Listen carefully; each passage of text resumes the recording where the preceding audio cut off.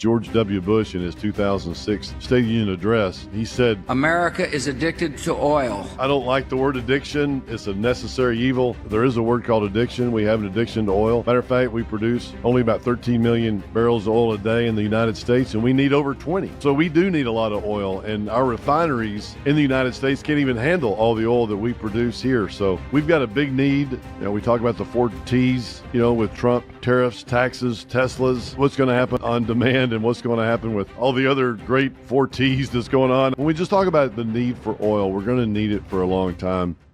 Hi, and welcome to Open Book. I am your host, Anthony Scaramucci, and joining us today is J.R. Young. J.R. is an entrepreneur podcast host. I've done his show. Thank you for having me on. He's a philanthropist. He's an author, and the title of the book is The Upside of Oil and Gas Investing, which I think is a very topical book for where we are right now and where we're going to be for the next 50 years, Jay. So we'll talk about that as well. Yeah. But it's great to have you on. Before we get into the book, regale us a little bit with your background, your upbringing, how you got into this space, and how you started your show. Yeah, great. Thanks. And thanks for having me on. I appreciate that. Well, I love reciprocating people on each show. I think that's well, awesome. We're doing a home and away. You put me on your show. I want to bring you on. I want people to learn about what you do and your book. I appreciate that. Yeah, I appreciate it. Yeah, because I'm 4th generation oil and gas guy. So my great grandfather, my great grandfather and great grandmother, A.K. Turner and Grandma Birdie, they had 12 kids. Back then there was no TV, I guess, so they had 12. They had 12 kids. If you're a man, you're in the oil business, and if you're a woman, you're married to somebody in the oil business. So, man, it was just all in our family, all our reunions, everything. All we talked about was the oil business. Hey, everyone, it's Anthony Scaramucci here with some straight talk. Let me tell you, we've got 85% of our viewers who haven't hit the subscribe button yet.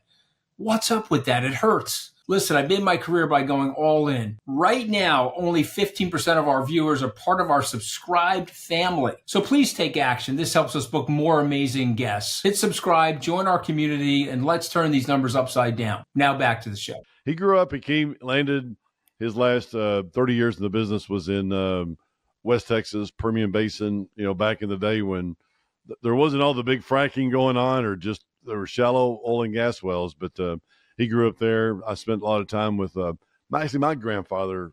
My grandfather growing up was also in the business, and I spent a lot of weekends with him out in the oil field.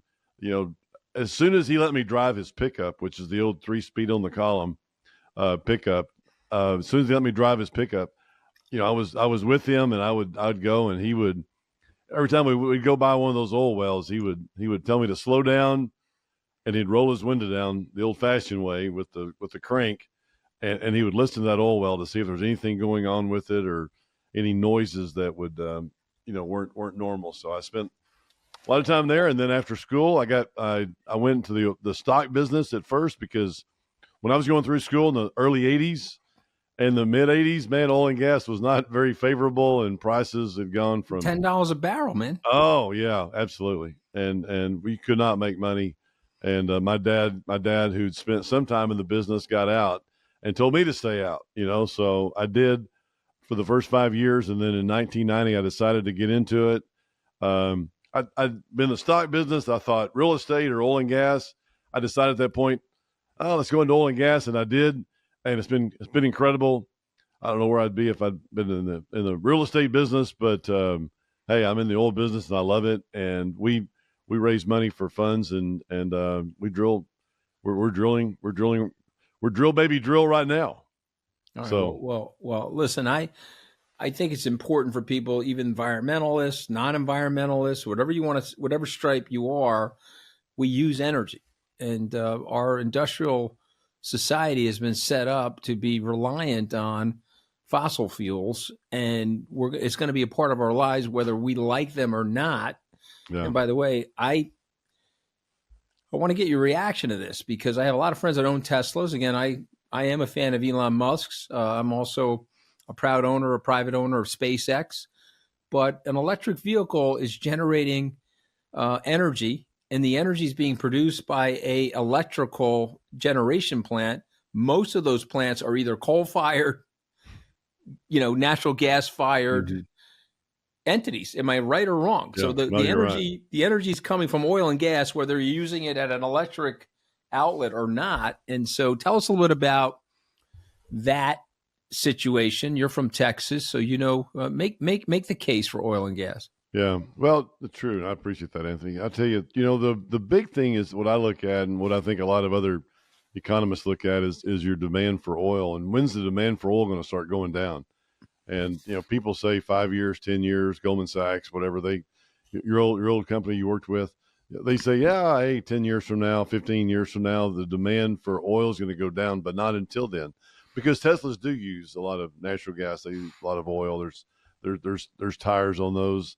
We don't want those tires to be $50,000 a tire if we don't have oil and gas. So we definitely do. And I know that George W. Bush in his 2006 State of the Union address, he said we have an addiction to oil. And I want to. Hey, I'm sober 30 years, so I don't like the word addiction, but it's a necessary evil.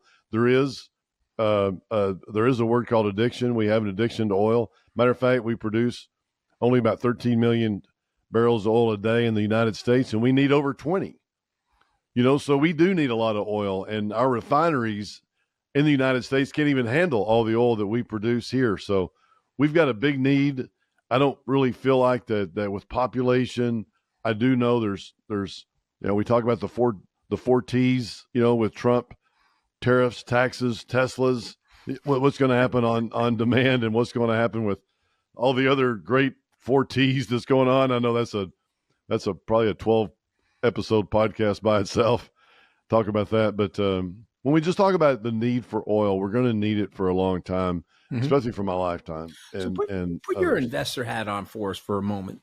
Yeah. And let's talk about our dollars and cents. The book is called The Upside of Oil and Gas Investing. Why should we have a piece of our portfolio in oil and gas investments? Yeah, that's a great question. And then how do you do it? Is it through syndication? Yeah. Is it buying the majors? Is it buying stocks or bonds? How best to do it? Yeah. And the reason why I wrote the book is because I had a lot of my friends that wanted to invest in oil and gas. And they'd come to me and they go, I got 100 grand, 200, whatever. And I'd say, oh, hey, yeah, great. Let's do it. And I said, I really do feel good about this project. And if we do this and this, we're going to make money, and I didn't know this, I did. And then I kept trying to do better. And I'm like, you know what? This doesn't work. This philosophy of just drilling a couple of wells and letting it go isn't really going to work. And they may or may not get their money back, but it may take 3 to 5 years. So, a lot of investors they like the tax benefits. We have 100% tax write-off with our funds and our projects. So they like the write-off, but then they also like to make money. So what I did is I thought through this after decades of being in the business, and I'm like, okay, I'll kind of walk you through our $35 million project that we have. It's a 5-well project. We're going to bring in $35 million, and we're going to go drill 5 wells. And then after we do that, we'll send out monthly revenue checks. Clients get 100% write-off, probably 80% write-off the first year. They get monthly income off that investment. And then after that, we'll take that asset after we've drilled those 5 wells, and we'll take that to a bank and we'll say, hey, we've got PDP, which is a producing property of X. And they'll say, okay, here's some money to go drill some more wells. So my goal is to turn $35 million into $100 million. How do you do that? Well, you do it by using leverage in a way that you're not hurting the investor. You're sending out monthly revenue checks to them, so they'll get their money back in a few years just by the monthly income. But you also want to create value and explode that value. Maybe not explode's the right word, but just increase the value of that asset so you can sell it. So you have to have leverage. You need income, monthly income, but you also have to divest it. We talk about at King Operating, we talk about ADD, which is not necessarily the Adderall, attention deficit disorder, which a lot of us entrepreneurs definitely have. Anthony, we can talk about that. Well, I confess to that. That's for sure. But it's called ADD because we acquire, develop, and divest, right? We acquire the asset, but it's got to be a great asset in a great area, and you have to develop it. How do you do that? Well, you do it with first equity, 100% equity. We go in and drill 5 good wells in a good and like right now we're drilling in the middle of 2 billion barrels of oil that's already been produced. It's not like we're going out and you're looking off the shore of, wherever and trying to make a huge discovery.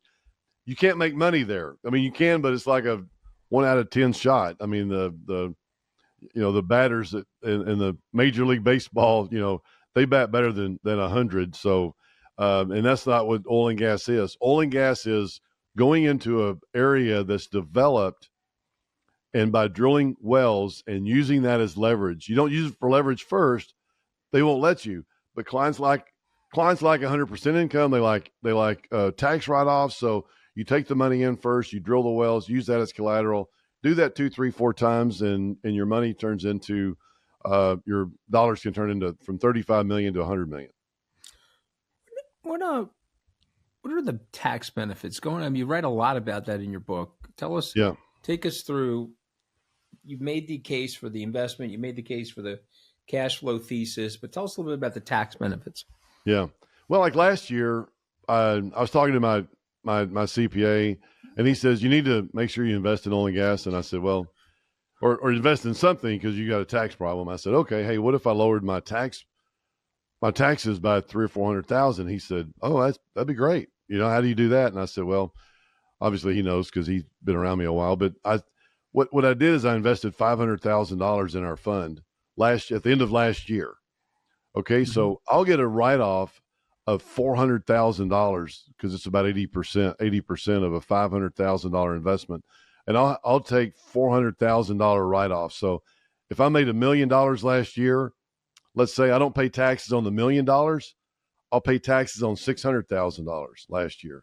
So that'll save me considerably in my tax bill, come on April 15th. Well, we don't pay tax on April 15th, but you get what I'm saying. So yep. I'm trying to decrease my adjusted gross income down to a good dollar amount. And so that's kind of a roundabout way on how we look at it. Because we do know we're going to pay taxes, and we just want to lower that tax bill. Yeah, no, listen, but it's also, there is an incentive as it relates to the way the tax system is set up to get into the industry. What would you avoid? What are some of the things you would avoid in this industry, and who's the ideal investor? Yeah, good question. Very good question. Matter of fact, that's exactly the reason why I wrote the book. I wanted to get our name out there and just tell people, hey, man, those guys that call you on the phone, all they're looking for is one thing, and they're looking for your money, and they don't care if you make money or not. Maybe I shouldn't say it like that because I come from that industry. I learned that. I know it. I've been on that side of the phone where I'm calling people up, and I want them to make money. I do. I really want them to, because I want them to come back over and over and over again. But the chances are really good on any retail oil and gas deal, they're not going to make money. They're just not going to make money. That's why we restructured a retail project that you could get in and increase the value over a short amount of time by using leverage, going into a fund and doing that. That's the reason why I wrote the book, because I wanted people to know, hey, Forbes, I got a Forbes book, and I wanted people to know, hey, you know what? I've got people that, that want to decrease their tax dollars, but don't do it just for the taxes. I know I write about that, but people, that's the catch, because people in New York or California, we don't have a state income tax here in Texas, but still a lot of people in Texas, they make money. They want to decrease their adjusted gross income. So we have fund of funds that are participating in the projects now. We have high net worth individuals, anybody with a tax situation that, like I said, don't do it for the taxes, but hey, if you're going to do oil and gas, and if you want to diversify, find somebody like us. And I don't know anybody else like us, but if there is, God bless them. I'm glad.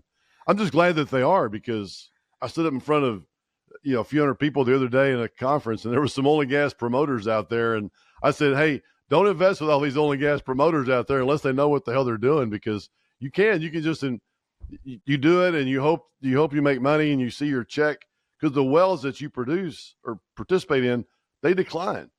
Those wells decline you may be producing 20% of a barrel of oil of what you did the first day. In 1 year, it may decline 80% the first year. Well, good luck on getting your money back.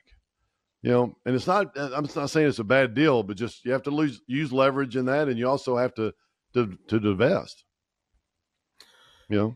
I think it makes great. I think it makes great sense. I want to go to renewables for a second, because there's an angle to renewables coincident to oil and gas. You write about that as well, and so tell us a little bit about that. What are some of your expectations there? Yeah, and what a lot of companies just came out and said, hey, okay, we're not going to really spend a lot of money on that because it's hard to make money on that. So even though it makes sense for the economy, and Biden was really 100%, I mean, he was like, yes, let's do this and let's do this and let's cut off oil and gas production and all. It's tough to make money on renewables. It's tough to have alternative types of energy other than what we already know. We already have the infrastructure set up. We already have a lot of, it's a $4 trillion industry. It is right on, like number 7th industry in oil and gas. So we're not going to go away anytime soon, but also renewables. It's hard to catch up, and it's hard to become profitable. But I was on Routers or something the other day, or somebody asked me questions about this, and I said, well, hey, 2 reasons. Number one, politics. People love to hear about the politics of renewables and not using as much oil and gas. But number one, then number 2 is, does it make sense financially, or can you make money? Yeah, no, it makes sense. You have a great show, Jay. I've been plugged into it now. One of my friends introduced me to you virtually. Actually, before I met you because I was tuned into your show. Tell us about your show, the Jay Young Show, which of course I was a recent guest on. How'd you get it started? How do you think about curating your guests? What are the topics that you like discussing? Yeah, as healthy, wealthy, and wise, I guess. Hey, we may talk about the Bible. We may talk about your success. We may talk about what's going on with you. We do have a Wednesday or Monday, 3:00 Central. We may talk about only oil and gas and what's going on. I may have my landman on, which isn't Billy Bob Thornton. Billy Bob, if you're out there, you're welcome to come on the show anytime. We'd love to have you. Do you watch that show? Is that show accurate depiction of the industry? Yeah, that's good. You can also watch me on TikTok. I'm doing the true false landman questions on it. Like Jerry Jones. I mean, you mentioned on my show. You mentioned that the New York Mets. They need. Cohen needs to let some of the decision making go. Well, hey, I'm a Dallas Cowboy fan, unfortunately, and Jerry Jones doesn't do that. But he was on the show, and he mentioned, like, I drilled 4 wells in Northern California, near outside Palo Alto, and I made enough money to buy the Dallas Cowboys. That was false. There's a Boobs and Babes coffee shop that outside that you drive through that oilfield workers starting at 5:30 in the morning, they stop. And that's true. There are places like that in Odessa with women in bikinis handing out coffee first thing in the morning. That'd have been a great entrepreneurial deal. And there's just, I think it's a lot of Hollywood, but it's like 30-40% of it's true, and then everything else is kind of compounded. Like wells blowing up. Wells don't blow up like that. But there's a lot of good stuff on it. But it was really good in the industry to see the oil and gas industry, and we're using a lot of that material, and to help tell more people about what's going on in the industry, and how can you invest in oil and gas. Hey, I'm not telling you should. I think you should invest in oil and gas, but I'm not telling you to invest in oil and gas. But if you do, I think you should really look at our product very, very hard. But yes, I think it's really a great show. So let's go to let's go to Jerry for a second, if you don't mind me asking, because I love him. He's been at my conference. You and I talked about the SALT conference. Yeah. And I thought his depiction on the show and the story that he told, which he told at our conference, by the way, so I know what Jerry said to John Hamm and Landman is true, and it wasn't acting, because that was Jerry telling the story, and I'm sure he's told it many, many times. And so the question I have, though, is controversial. I got to ask it, though, okay?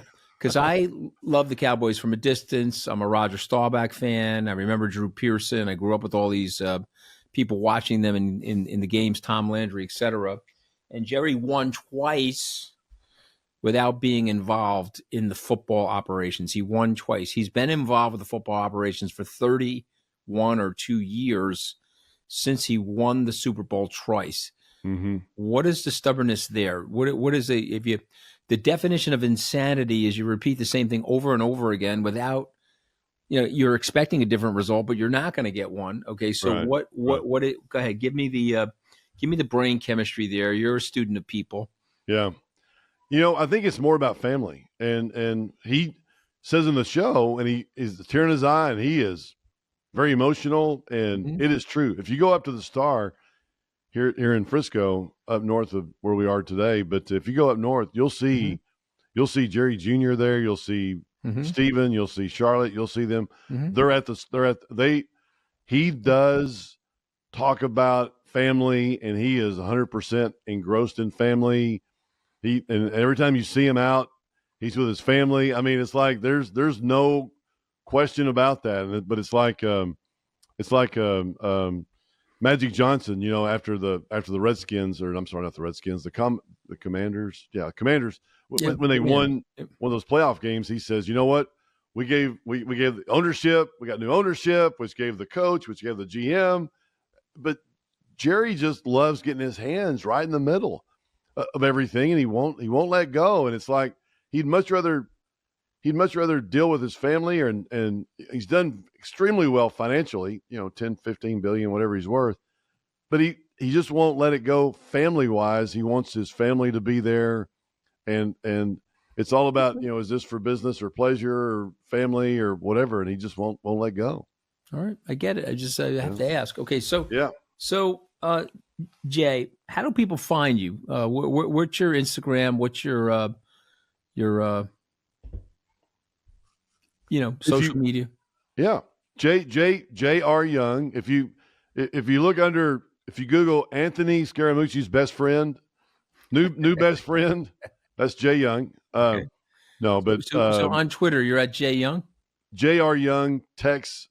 Yeah, I don't have a lot of Twitter. That's one thing I'm really concerned about or doing better on is the Twitter. But I've got I'm on Twitter. I've got J.R. Young TX on Twitter. All right. We're on LinkedIn. We're on Instagram, Facebook, all the other. If you look under kingoperating.com, that's where we are as well. Mm-hmm. I did have jryoung.com, but you can find me there and write in. I'd love to reply back to readers to find out what they think. What can we be doing better? How can we help you? Mm-hmm. All right, good stuff. I end my podcast every week with 5 words. We go through your book. We went through a little bit of your show. I'm going to list the 5 words. You're going to give me a reaction to the word. It's almost like a Rorschach test. You give me a sentence, you give me a word, whatever comes to your mind. I say the word risk. You say what? Oil and gas. Mitigating risk. Mitigating risk. Okay, so when you hear the word risk, you think risk mitigation and you think oil and gas. Yeah. What about reward? Yeah, oil and gas. Okay. The new way, the new model. Okay, and that's really the central tenets of your book. Okay, so let's go over these. Then you're going to be able to predict the last 3. I say oil. You say what?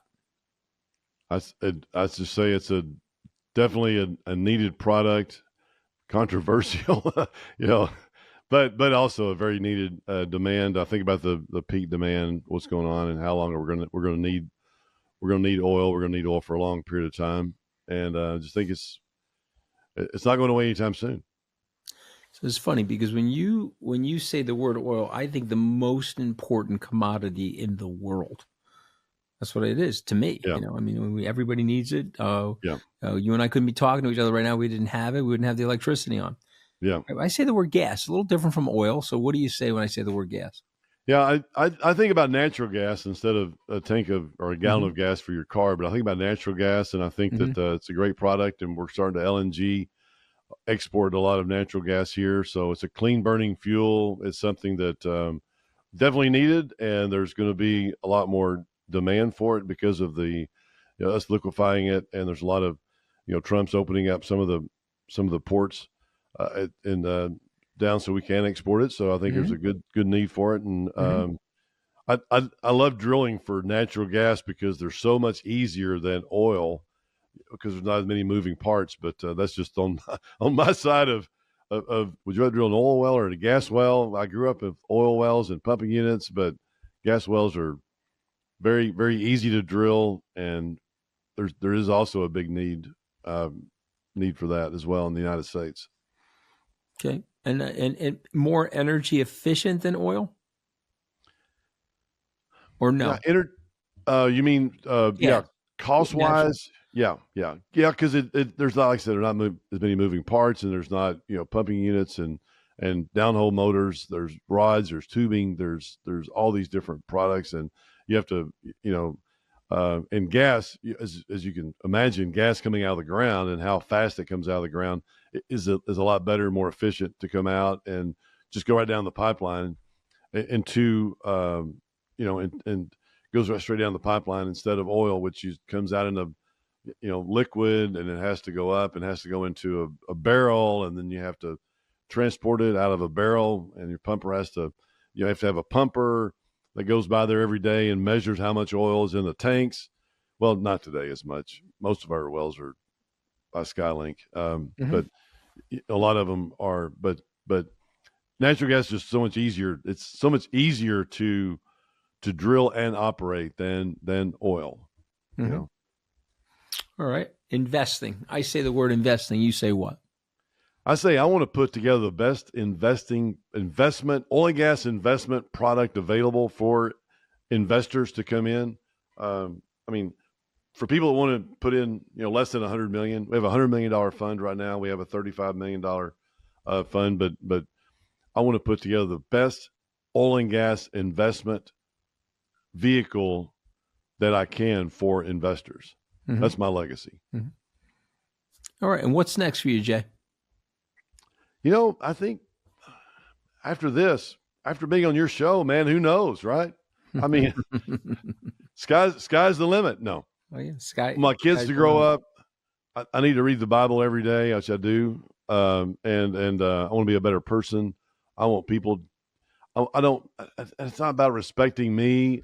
I want people just to listen to me because I want to give plenty of knowledge out for not only the Jay Young Show was originally for the 16 to 22-year-old.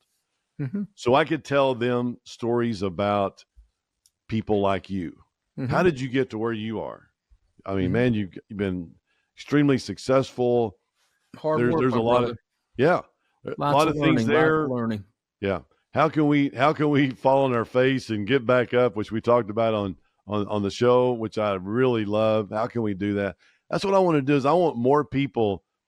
My wife says, what are you doing this Jay Young Show for? What do you what? And I said, I want people to have learning experiences. I want to know that, hey, you know what?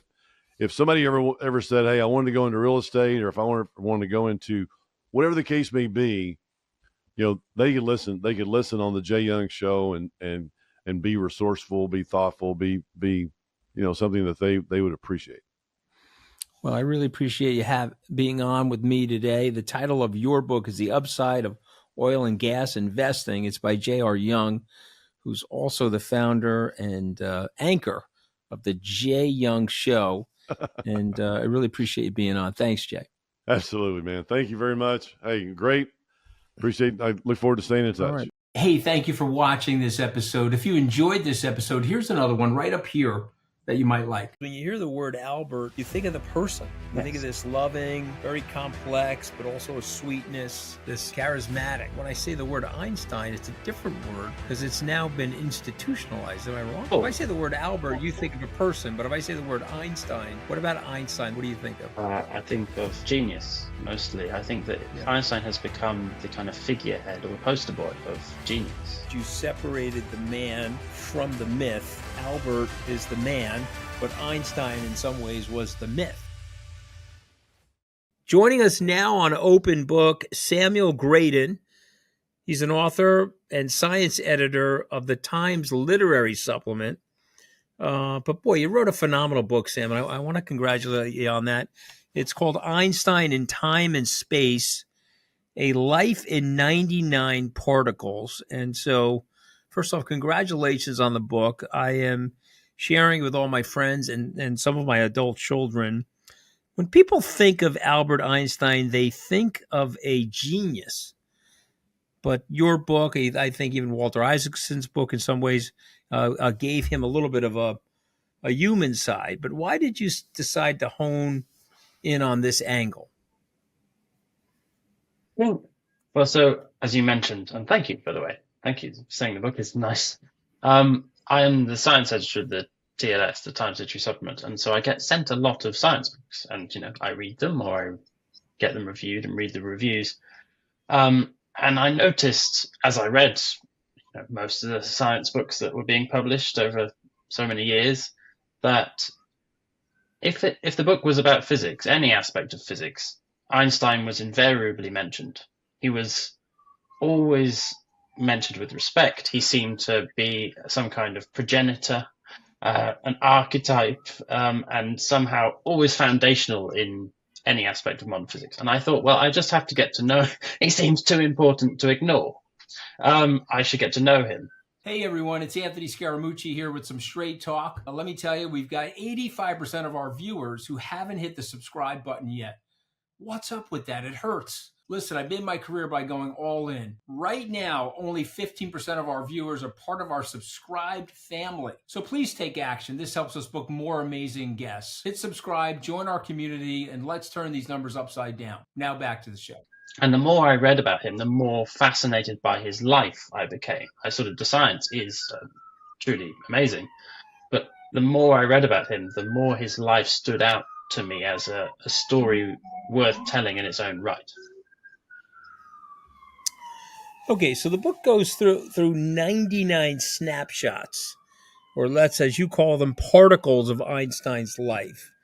How did you go about selecting those?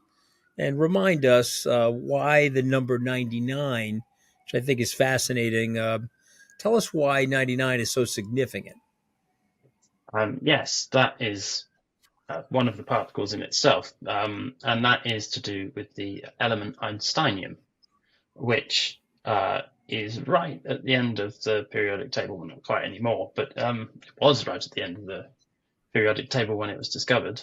And it was discovered in the aftermath of the hydrogen bomb explosion in the Bikini Atoll. Drones were flown through the air with filter paper, and they picked up some of the coral that had been obliterated by the blast and sort of investigated that. And they discovered a new element had been created by the force of the blast. And they decided to name it after Einstein for various reasons. Einstein had just died, and it was a way, in effect, of honoring him for that. But there was a sort of intention, the idea that he was the founder of the atomic bomb was still sort of in the air at the time. And the idea that E equals mc squared is pivotal to it played into this. And I just latched onto the idea that Einstein as a man was so multifarious. As I was saying, his life is fascinating, and he comes across as far more complicated human than I expected. And I latched onto the idea that just as with an atom, an element, it is composed of all of these different parts. And I thought that so was Einstein composed of particles, in quotation marks. He's composed of all these different parts that make up a whole. So that was the metaphor, anyway.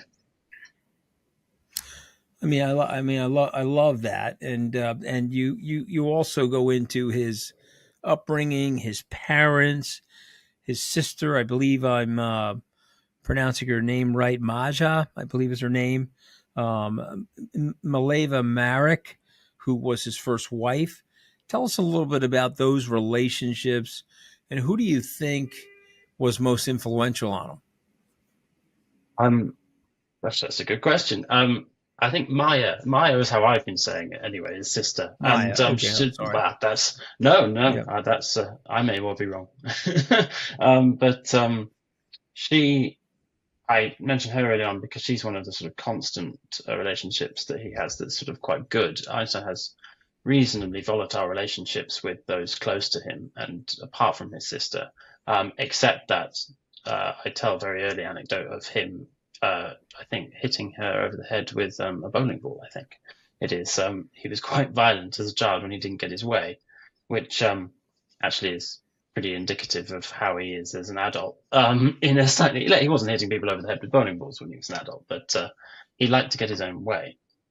But I think out of the ones you mentioned, particularly his first wife, Mileva Maric, is a hugely influential figure on him, and their relationship is a kind of slightly tragic story. Really, they were very desperately in love at university. His parents oppose the marriage, and he sort of fights for it.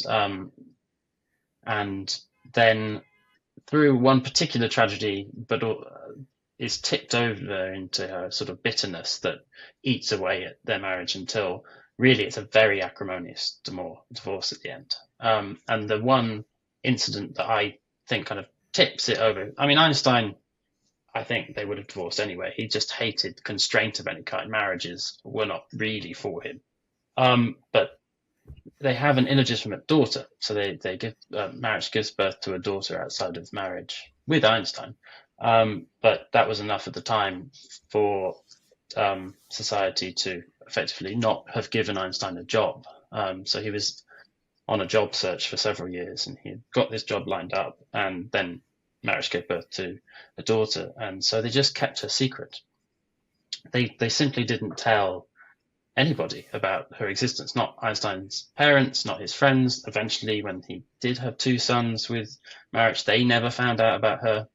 They almost erased her existence completely. It wasn't until about the 1980s that she was first known about. And and so we don't quite know what her fate is, but she was definitely given away. And it seems likely that she would have died at some point, at the age of 2, possibly. Einstein literally never saw her. Never once went to see his daughter. And the death or certainly the sort of permanent separation from the daughter, I think, kind of twisted that relationship in such a way as to kind of lead it on a road to a very nasty divorce. I was dying to ask you this question when I was reading your book. Do you think genius or this type of thought pattern that led to all of these great discoveries by Albert Einstein, it comes with some exigences of abnormal social behavior? Or is that a one-off? I'm overly reading into it. Or do you think that it's just part and parcel for being this sort of nonconformist, out-of-the-box sort of thinker? It's a very interesting question, particularly in relation to Einstein. So thank you. And that's because I think I went into the book thinking that Einstein would be this sort of unrelatable character that I couldn't, because he was a genius. He was sort of on another plane of existence almost that was somehow removed from my kind of understanding of everyday existence. But what I found was that he was really quite normal, much more normal than I thought, Einstein. He was a genius. I think that having spent about 3 years with him, I find it categorically true that he was a genius. His work is just so groundbreaking. But it's achieved against the backdrop of very solid work. He's not this sort of transcendental genius who sits back in a chair and then a lightning bolt gives him an idea. He works very hard. And indeed, in moments of personal distress, he sort of works even harder. He buries his head in the sand. I think he says that. He says, I bury my head in the sand like an ostrich after his first breakup. Even when he's 16, he says that that's what he does in a very accurate self-analysis that remains true all of his life. But also, he isn't sort of monomaniacal either. He's not just this sort of crazed physicist who only cares about atoms. he's very much of the world and very outspoken about his politics and very outspoken about sort of the general intellectual trends. He loved music. He had a lot to say about music. He thought Mozart was top, and he really, really cared about that. And so he was a sort of active and he had loads of friends. He wasn't a recluse. He was admired and loved by basically everyone he met, excluding his family. He was. I think that he sort of sets. There was some anti-establishment nonconformity to his personality, right? I can identify that with that, by the way, because I'm a little bit like that. Yeah, I'm certainly. I'm just a nonconformist. Well, it's not for me to say, actually. But yes, you're right in the sense that. There's a nice anecdote I tell in the book about C.P. Snow, who was a physicist and author. He goes to visit Einstein on Long Island, where Einstein is summering. And Snow sort of writes up this very nice essay about his meeting with Einstein. And there's a point at which Einstein and him are discussing Britain. Snow is English. And he says, "Oh, why don't you move to Britain?" And Einstein says, "Oh, well, I've been to Britain." And I think he got shown around, all these stately homes. And then he got shown around Oxford. And he said, "I was just, there were butlers everywhere, and I was changing in and out of evening dress all the time." And he just sort of imagined Britain as this place where you were constantly shifted between clothes and butlers. And Snow says, "Oh, no, it's not like that." And Einstein says, "No, I want no Zwang." This is a German word, Zwang, and Zwang means constraint in like the broadest possible sense. In societal kind of intellectual. That's why marriages are not very good for him, particularly sort of any kind of constraint on him. He wanted to rail against. And I think that the kind of anti-establishment stuff that he comes out with. So, as I said, he's very outspoken about politics. He hated McCarthyism, for example, and was, very vocal about that, and told by various people to go back to Russia and things as a result. But I think that comes from this personal sense of a complete sort of instinctive want of freedom, individual, intellectual, emotional freedom. And I think that that's where that kind of originates and then goes out from there.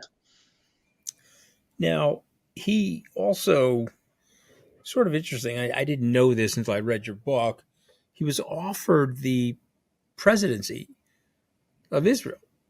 Yes. And so, very senior role in Israel. There's a prime minister and a president. He would have been the second president of the state of Israel. So I'm going to wrap two questions into that.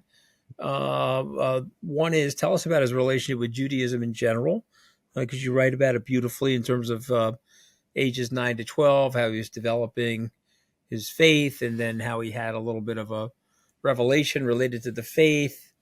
But there he is in the 40s being offered this. He says no, of course, but take us through the story. Take us through his relationship there, and how does a Nobel Prize winning scientist get offered such a high profile political job? Yes, it's a very good question. I was surprised when I learned about it. So his relationship with Judaism, as you say, starts really when he's about 9. His family were not religious in traditional sense. They didn't practice Jewish rituals. But he, when he's 9, sort of develops this complete fervor for religion. He writes his own hymns. He sings them on the way back from school. He obeys kosher dietary laws, and his family doesn't. And so he completely immerses himself in Judaism. And then as quickly as that comes, it goes at the age of 12, just before he is due faithfully to have a bar mitzvah ceremony. But I think, again, is somewhat related to this idea of constraint. I think the idea of sort of formally committing to Judaism did play a part in his then casting it off. But also he put it down to the sort of scientific awakening. So the idea that he then struggles with the idea of God, and he comes to the opinion that God doesn't exist. Or he comes to a very idiosyncratic idea of God. which is based on Spinoza, and it's the idea that the universe is God, effectively.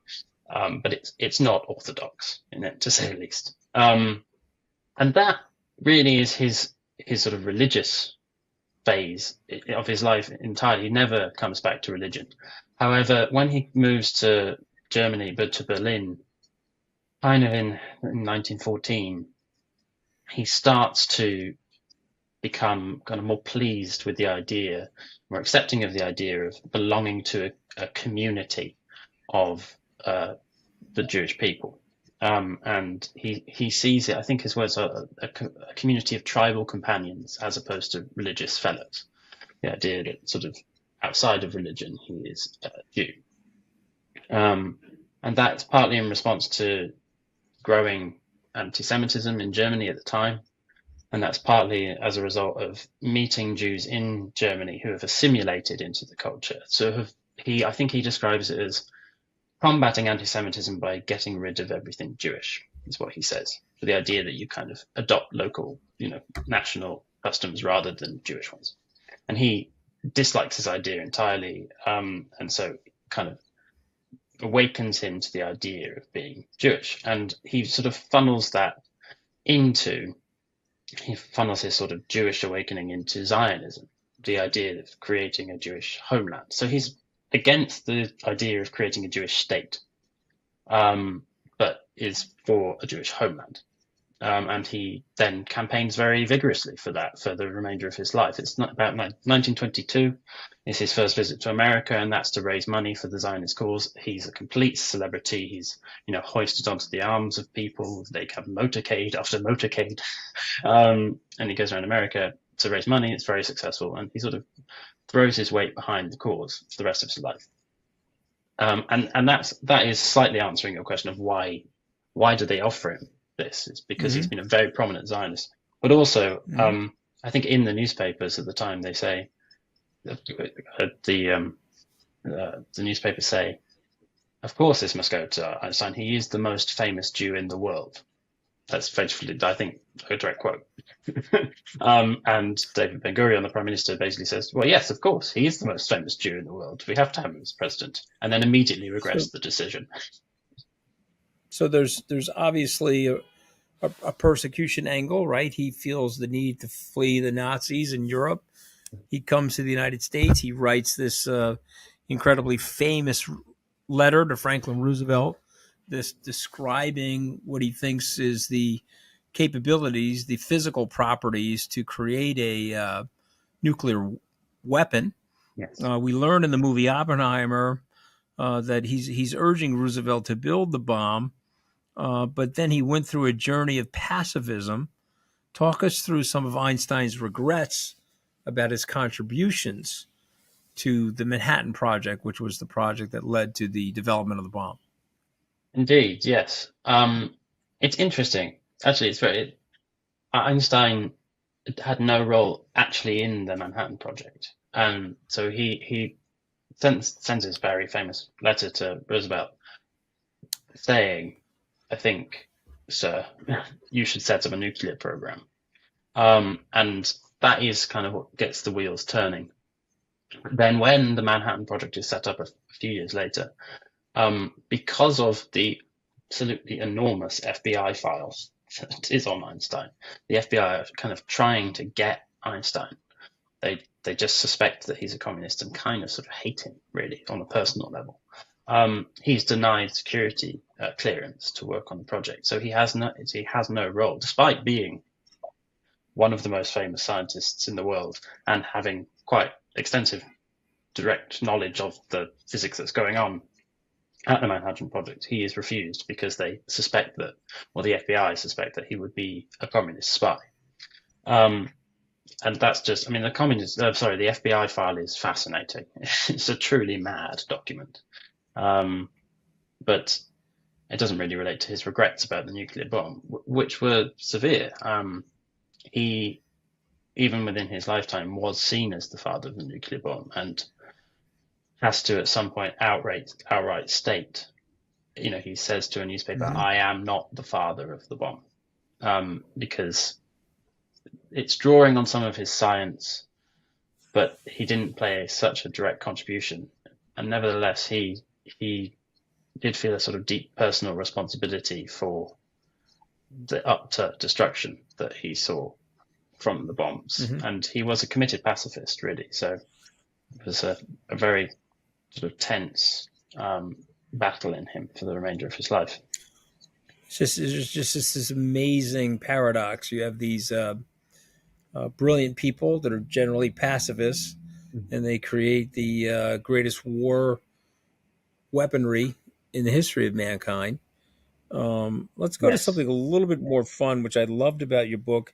Einstein's a ladies' man? Tell us about that, Sam. It's a bit of a flirt, no? Yes, to put it mildly. I think a flirt and more. Yes, he had almost a countless amount of affairs. I think if I had tried to put every affair he had into the book, it would be several hundred pages longer.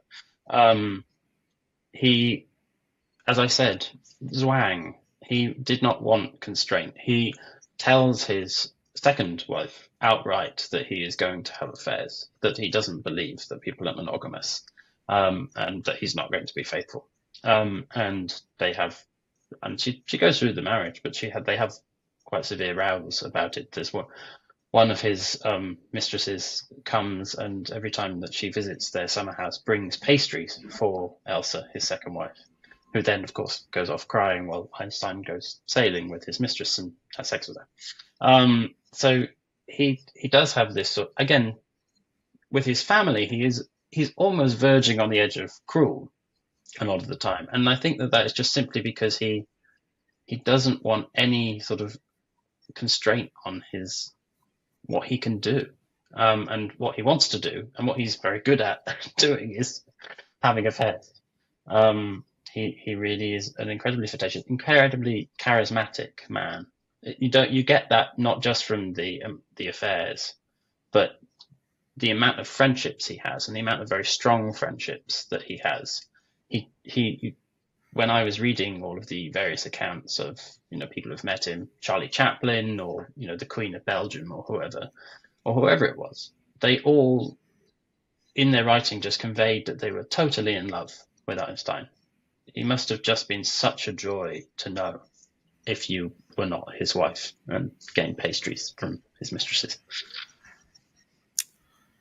So there's a very famous letter that Einstein writes to the wife of his best friend. His friend has died. Yes. And he says in the letter is the name of the friend. And again, forgive me because I'm American. I don't speak with your beautiful accent, but I think it's Michelle or Mikhail Bezos is the name of the friend. And in the letter, Mr. Einstein says that this figment of our imagination, more or less, this fiction, your husband has left us, but this is just a temporary illusion as a result of the way we perceive time. Now, I'm not quoting the letter exactly, but you're getting the gist of what I'm saying. And so what was that all about? That's a lovely question, because it touches on something which I think makes Einstein very human, which is this relationship he has with Michelle Besser, his best friend, almost all through his life. And they are very, very close. Besser has a huge impact on not his science as well as his personality. And I think there are two things going on with that letter. Three, possibly, if I'm allowed a third. One is that Einstein is very close to death at that point as well. They die within a few months of each other. Besser going just first. And I think in the letter, Einstein starts by saying, yet again, he has anticipated me. So Einstein is aware that he is not well. And he is dwelling and thinking about death. And another is that he has just lost his best friend, who he has known for over 50 years. And there is a genuine outpouring of emotion in that letter, which is slightly unusual for Einstein. He is reasonably guarded with his sort of really deep inner emotions. You get a lot of his opinions and joys and laughter in reading about him, and some of his sort of worries, but it's very rare to get a glimpse into the really very deep sadnesses or loves. And in that letter, I think you get that. And then the third thing is that he is drawing on the science that he knows, which in physics, there are almost no equations which draw any distinction between which way time flows. And so he's saying that basically he is able to still be with his friend. There's a stubbornly persistent illusion known as time, he says in this letter. And so do your best. You're not Richard Feynman, but do your best to explain that to somebody. What is this stubborn, persistent illusion that we know as time? I am not Feynman, but I will give it a go. Einstein is slightly referring to his own work in relativity, which showed that there is no great clock in the universe. There is no one single time. We all carry our own times with us. We all have our own reference frames on the universe, and depending on how you're moving, time moves differently with you as you move. If you go very, very fast, close to the speed of light, your clock will slow down compared to someone who's not doing that. Time is relative. It depends on you, and it doesn't exist as an absolute thing. So there's that. And then there's also the fact, as I slightly alluded to, there are incredibly few equations in physics. Most of the maths of physics doesn't have time inbuilt into it at all. The equations, if you put them into a scenario where there is time involved, work exactly the same as if time were going one way as if it were going the other. It doesn't seem to have any effect on the mathematics. There is an exception, which Einstein is very conveniently ignoring. But most of the time, physics tells you that time is a stubbornly persistent illusion. It's something that we have made up. Yeah, and I think he proves it through the math. And so this is perplexing to the average person, because we get up in the morning, there's a clock, we think the time is running in one direction, and obviously, because of the way we age biologically, we tie our aging process to the way the time works as well. And so we've got this whole thing going on, but I think Einstein's trying to tell us he's figured out mathematically that there's something else happening in the universe around us. Perhaps there's these five senses, which we could observe the universe from, are just not enough. Maybe there's other things that are happening beyond the three dimensions that we can observe. And this is what makes him, to me, one of the more fascinating figures. He's up there in my mind with Isaac Newton, obviously, because of the way he was able to take on this challenge. Okay, so we're at the point in the podcast, Sam, where I have 5 words. I put these out to people. We got into one of these words earlier in the podcast, but I'll use it again. I'll give you the word. You give me a response to the word. It could be a sentence, a word, something that makes you think. We'll start with the word Einsteinium. When I say Einsteinium, what do you say? I would say element 99. That's its atomic number. There you go. There you go. Yeah, it's entirely right? useless. Yeah, no entirely use. useless, but a new substance in the universe as a result of these explosions. Yeah. Science. The pursuit of a truth about the universe that can be experimentally verified. I think that would be something that Einstein would accept as a definition. How about genius? A pursuit. I think that's the argument of my book. It's not something that is sort of God-given. It's not something that is extraterrestrially other, that you or I have absolutely no access to. I think Einstein had a lot more know-how than we do about physics, but then worked very, very hard to get where he did. So genius is a pursuit as well as a gift. Okay, the word Albert. Albert. Well, I quite like him. I think I think he's my friend in a very strange way. I know him better and in far more comprehensive way than I know anybody else. I've read all of his teenage love letters and I've read, all of his science, and I think Yeah, ultimately, that's where I was really going with. Well, that's where I was really going because when you hear the word Albert, you think of the person. You think of yes, this loving, very complex, but also a sweetness, this charismatic, right?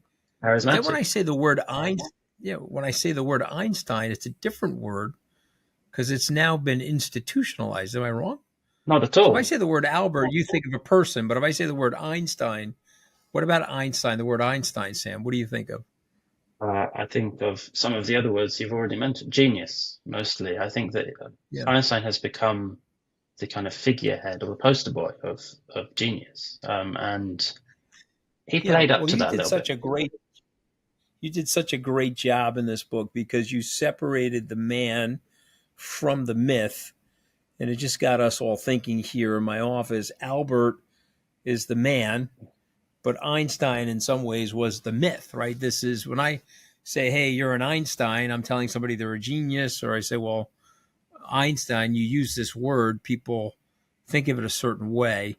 And yet underneath all of that, there was a flesh and blood person that you so beautifully describe in this book. Thank you. Yes, that was my aim. So I'm very glad that it worked. Well, this is a terrific book. The title of the book is Einstein in Time and Space, A Life in 99 Particles. It's written by Samuel Graydon, and I really appreciate you joining us today on Open Book. Sam, thank you. Thank you. Thank you.